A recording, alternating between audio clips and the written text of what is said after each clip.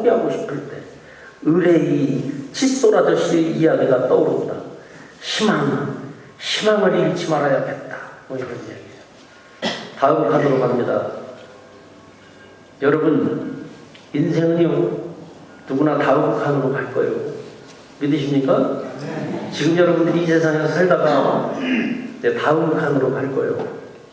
다음 칸으로 갈 겁니다. 제가요, 지난 2주간에 제가 상갓집을 한 5-6군데 다녀왔어요. 그 중에 한 사람은요, 저번에 한번 몇 달 전에 우리 교회도 한번 왔던 분이에요. 저희보다 한 2-3살 어린 분인데 60이 안 되는 분인데요. 천안에 왔다가 고속도로에 차 타고 내려가다가 트럭이 뒤에서 받는 바람에 차가 뒤집혀서 불이 나가지고 온 몸에 그냥 그 횃불처럼 이렇게 불이 붙은 상태에서 튀어나왔다는 거예요. 튀어나와가지고 내가 누굽니다. 내 아들이 어디에 근무하는 누구입니다. 그렇게 하고 죽었다는 거 아니에요. 그래가지고 그 장례식을 치렀고 천안 장례식장에 제가 갔다 왔어요. 여기 인간은요, 살았다 할 거 없어요. 언제 다음 칸으로 갈는지 모릅니다. 예? 여러분, 언제 다음 칸으로 갈는지 아무도 모르는 거예요. 그러니까 여러분, 너무 그 인생을 우리가 오만하고 방자하게 살지 마시기를 바랍니다. 참으로 겸손하게 여러분 사시기를 바랍니다. 아멘.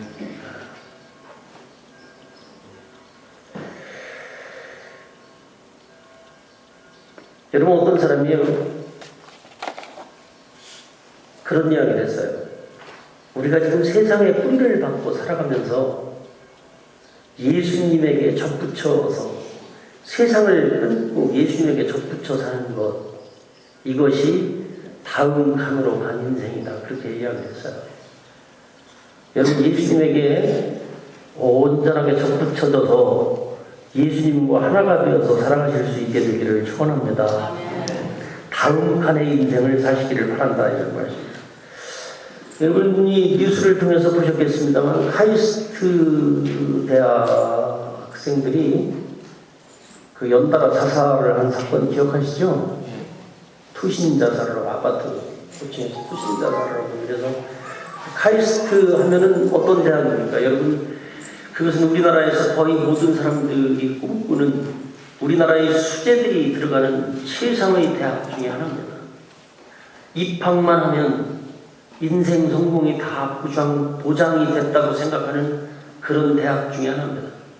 이 대학에 입학만 하고 졸업만 하게 되면 행복할 것이라고 하는 확신을 누구든지 갖는 그러한 대학입니다. 근데 이 대학에 들어간 학생들 중에 연달아 자살을 하면서 그 학생 한 사람이 유서를 남겼는데 이런 유서를 남겼어요. 무엇을 해도 기쁘지 않다. 그러고 투신해서 죽었습니다. 여러분, 이 카이스트나 서울대 같은 데만 들어가면 뭐 성공이 보장되고 출세가 보장되고 행복이 보장되는 것처럼 그렇게 생각하는 사람들이 많이 있어요. 그래서 대학을 들어가려고 투자하고 노력하고 희생하는 것을 보면, 그런 대학에 들어가려고 그렇게 노력하는 걸 보면 우리의 상상을 초월하는 것을 볼 수가 있습니다. 대학을 들어가기 위해서 교회를 멀리하고 하느님을 멀리하고 살아가는 사람들 많이 있어요. 왜냐하면 대학을 들어가야 행복이 보장된다, 성공이 보장된다, 출세가 보장된다, 그렇게 어리석게 생각하기 때문에 그런 것입니다. 여러분, 카이스트 대학생이 적어도 카이스트에 들어가서 모든 사람들이 부러워하고 성공과 출세가 보장될 거라고 생각을 했는데, 여기 와서 보니 무엇을 해도 기쁘지가 않다라고 하는 유서를 남기고 그 투신자살을 했는데, 여기에 아주 중요한 메시지가 있다고 생각합니다. 여러분, 세상적인 성공과 출세 속에 인생의 기쁨이 있냐, 인생의 행복이 있냐, 구원이 있냐, 글쎄 일시적으로 갖다주는 것은 있을지 모릅니다. 그렇지만 세상적 성공이나 출세 속에 인생의 진정한 기쁨과 행복과 진정한 구원이라고 하는 건 없다. 여러분, 그것을 아셔야 됩니다. 사람들은 세상의 성공과 출세 속에 기쁨이 있고 행복이 있고 만족이 있고 생명의 풍성함이 있는 것처럼 여기지만, 그 그렇지만 세상 여러분 성공하고 출세해봐도 그것 가지고 여러분들이 진정한 기쁨과 평화와 행복을 누릴 수가 없다는 것입니다. 그래서 우리는 카이스트나 서울대에 들어가려고 죽을 힘을 다하고 안간 힘을 다하지만 정작 그곳을 정복한 사람들에게서 들려오는 소리는 뭐냐? 여기에 기쁨이 없다. 여기에 행복이 없다. 여기에 구원이 없다. 여기에 생명이 없다. 하는 것입니다. 여러분 이것을 믿으시기를 진심으로 축원합니다. 그래서 세상적 성공 때문에 예수님을 멀리하는 사람들, 나는 그 사람들이 가장 어리석은 사람들이라고 생각하는 것입니다. 세상적 성공에 기쁨이 있고 행복이 있고 구원이 있고 생명이 있다면 우리는 그곳을 찾아가야 한다. 그렇지만 거기에는 진정한 기쁨, 진정한 행복, 진정한 구원, 진정한 생명이 없다. 이것을 여러분들이 참 예수 믿으시면서 세상 이쯤 살아왔으면 정말 좀 여러분들이 경험하고 느끼고 체험하시고 확신을 가지실 수 있게 되기를 축원합니다. 그래서 예수님께서 오늘 복음성경에서 말씀하시는데요. 너희는 나를 떠나지 마라. 나도 너희를 떠나지 않겠다. 포도나무에 붙어 있지 않는 가지가 스스로 열매를 맺을 수 없는 것처럼 너희도 나에게 붙어 있지 않으면 열매를 맺지 못한다. 예수님께서 그렇게 단호하는 것입니다. 너희는 나를 떠나지 말라. 이게 무슨 말씀이냐? 인생의 궤도를 이탈하지 말라. 그런 말씀이에요. 나는 이 땅에 많은 사람들이 너무 인생에 주어진 궤도를 이탈해서 살아가고 있다고 하는 것에 대해서 때로는 안타까울 때가 많이 있습니다. 예수님을 믿는다고 예수님을 예배한다고 교회까지 열심히 나오는 사람들 가운데도 정말 인생의 궤도가 뭔지를 모르고 이 궤도를 이탈해서 살아가는 사람들, 그런 신자들 보면 안타깝기 짝이 없어요. 예수님을 믿는, 예수님의 진리를 가르친다고 하는 교회가 교회의 재기를 가지 못하고 궤도를 이탈해서 살아가는 것을 볼 때 정말 안타깝기 짝이 없습니다. 여러분 어떻게 여러분 인생의 궤도를 제대로 걸어가고 있어요? 제대로 살아가고 있으십니까? 아니면 궤도를 이탈하셨습니까? 여러분 우주선이요 궤도가 있어요 없어요? 우주선의 궤도가 있습니다. 그건 0.1mm라도 여기서 우주선을 발사할 때 0.1mm라도 궤도가 비틀어지면요 저기 가서는 그저 그냥 우주 쓰레기로 끝나는 거예요. 여러분 기차도 궤도가 있어요? 저 넓은 바다를 다니는 배들도 다 선로가 있습니다. 그 배가 다니는 길이 있어요. 항로가 있습니다. 공중을 나는 비행기는 궤도가 없어요? 비행기도 다 궤도가 있어요. 이런 것들이 궤도를 이탈하게 되면 종국에 오는 것은 파멸뿐입니다. 우주선이 궤도를 이탈하면 그저 그냥 그게 폭파하고 파괴돼서 우주 쓰레기로 남거나 불에 전동돼서 어디에서 비하가 됐는지 알 수 없는 것입니다. 여러분 인생에는요 궤도가 있어요. 이 궤도를 빗나가면 예수님은 그래서 그것을 길이라고 말씀하시는데 이 길, 이 도를 빗나가면 여러분 천국에 들어갈 수 없습니다. 그래서 예수님께서 말씀하시는 거예요. 나를 떠나지 말라. 나는 길이다. 그런 말씀하시고 나를 놓치지 아니하고는 누구도 하나님 나라에 들어갈 수 없다.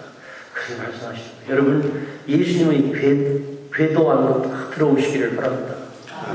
궤도를 이탈하지 마십시오. 궤도를 이탈해서 잘 살아가는 것 같지만 그것은 우주의 미아가 되고 만다. 그건 천국에 들어갈 수 없고 지옥에 들어가게 된다 하는 것을 믿으시기 바랍니다. 예수님께서 너희는 나를 떠나지 마라. 오늘 몇 차례 그것을 말씀하십니다. 여러분 제가 수요일 날 성경 공부 때 말씀을 드렸습니다만 우리는 돌감나무나무예요. 예수님은 참 감나무나무입니다.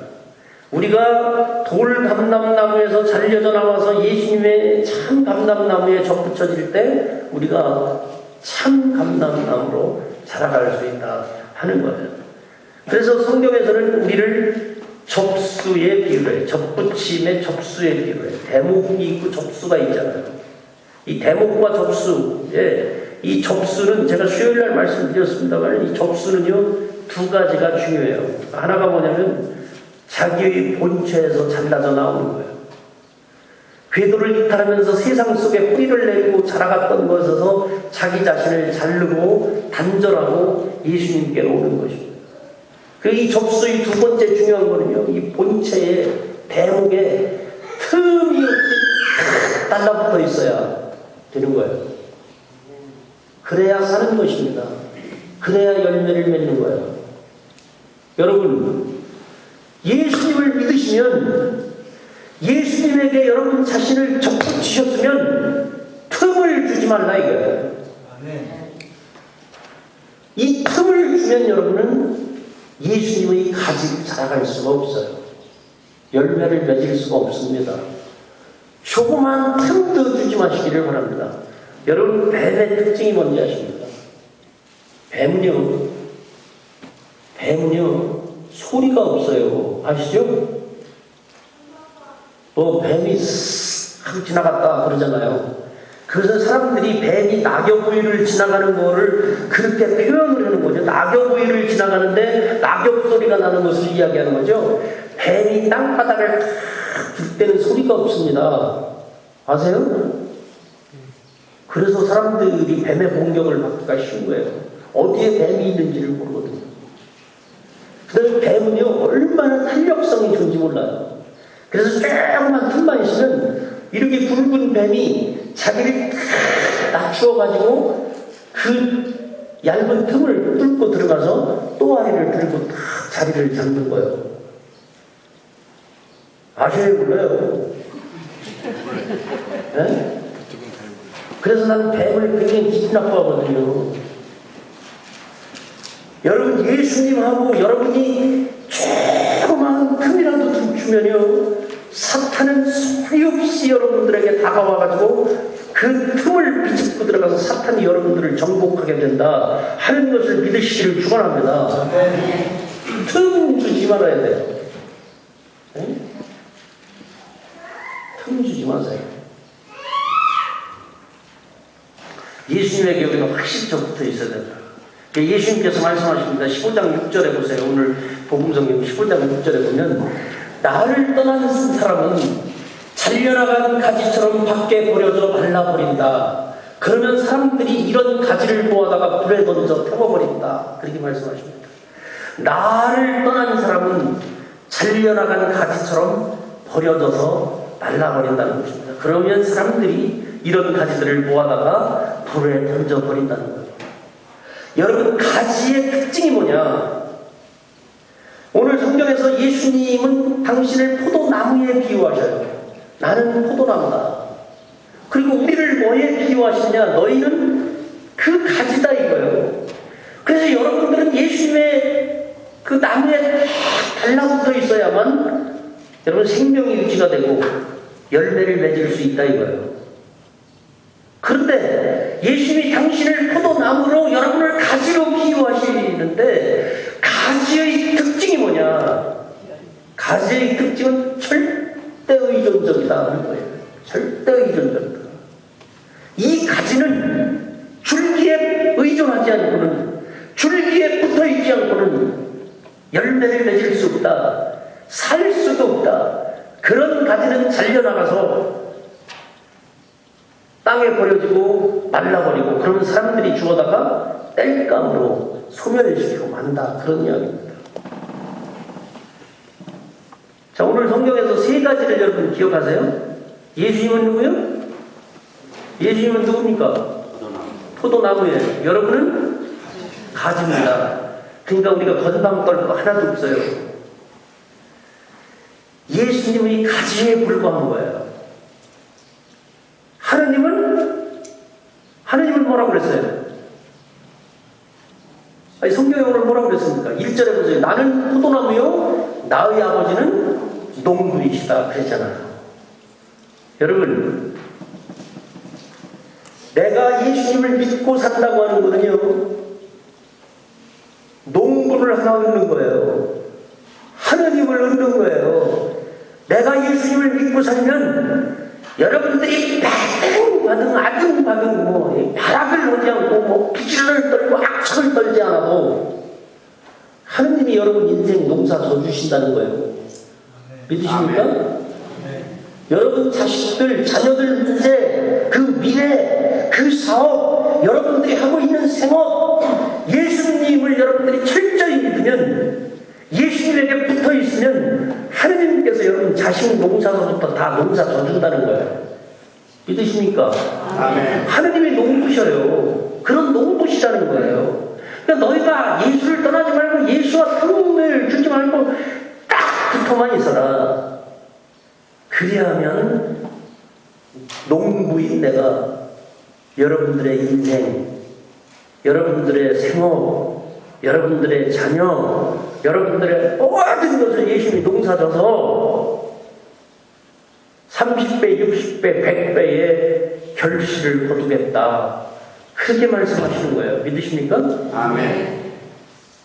그래서 예수 믿는 사람은요, 소속감을 분명히 하는 거예요. 여러분 누구에게 속해 있는 겁니까 도대체? 여러분의 소속은 어디예요? 여러분 부대동 교회에 소속하셨죠? 예. 부대동 교회는 두 종류가 있어요. 하나는 신자가 있고 하나는 교인이 있어요. 교회에 나와도 부대동 교회에 소속해 있어도 예수님을 믿지 않는 사람은 교인이에요. 진정으로 예수님을 믿는 사람, 그 사람이 신자예요. 그래서 신자와 교인은 다른 거예요. 이 사람들이 교인이요. 우리는 흔히 그러지 않습니까? 여러분 교인으로 사는 게 아니라 교인을 넘어서 신자로 살아가셔야 돼요. 아멘. 아멘. 믿으시죠? 아멘. 신자가 되어야 된다 이거예요. 믿는 사람이 되어야 된다 이거예요. 예수님의 가치가 되어야 된다 이거예요.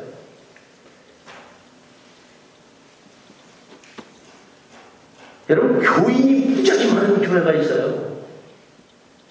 교인은 많은데 신자가 없는 교회가 있어요.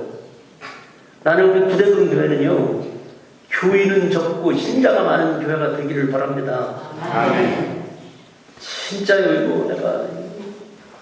여러분이 신자 되는 것과 안 되는 것과 나에게 무슨 소용이 있어요? 상관없습니다.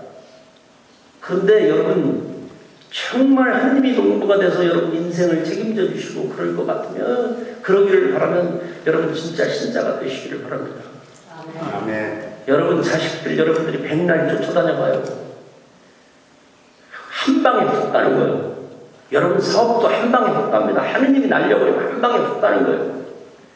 하느님이 여러분 인생의 농부가 되시기를 바랍니다.